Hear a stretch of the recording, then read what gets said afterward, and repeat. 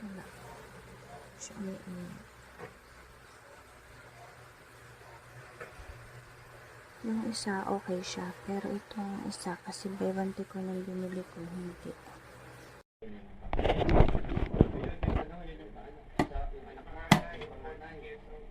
Alam mo, mahirap yan ang trabaho mo.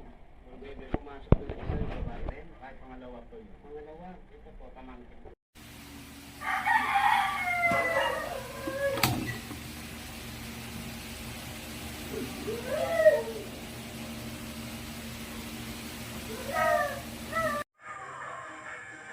Bilis po siyang mag-init. Maganda.